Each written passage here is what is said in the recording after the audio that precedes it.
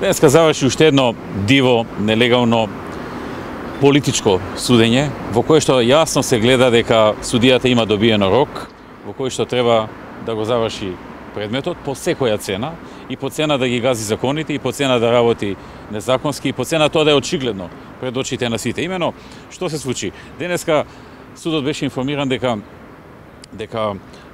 Гордана Јанкуловска отворила боледување, односно добила боледување од матичниот лекар на 2 недели.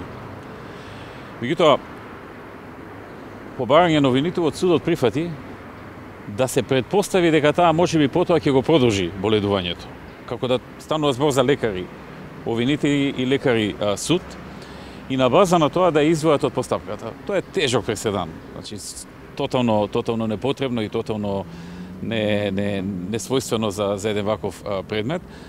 Очигледно е дека она што го изјави Никола Димитров, дека се очекува за околу 2 месеци да се реши проблемот со името и да се дојде до решение кое што ќе се објави.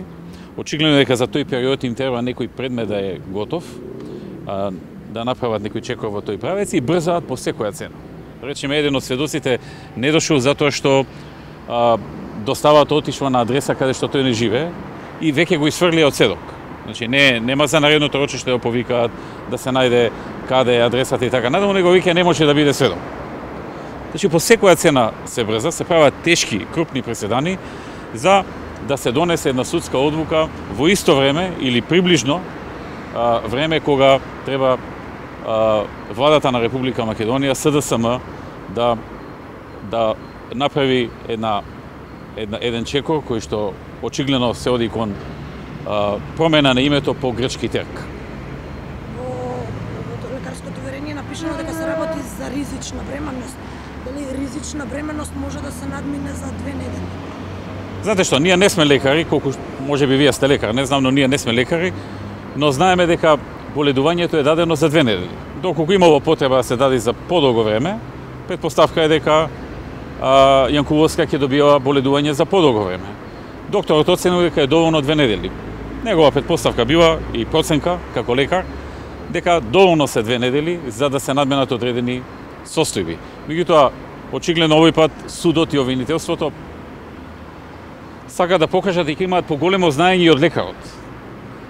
И предпоставува дека лекарот сгрешил и дека Јанкуловска и понатаму ќе има потреба од мирување или од боледување, и затоа и одвоја постапката за да го фатат рокот на Никола Димитров и на владата на Зоран Заев за промена на името. Со какво возило се возевте пред да биде набавен Мерцедесот, бидејќи пранишниот директор на СУЗР рече дека блиндираното возило кое било наменето за премиерот било постојано во дефект и постојано во сервисирање. Не го разбавте добро. Не рече постојано во смисла на многу чести дефекти.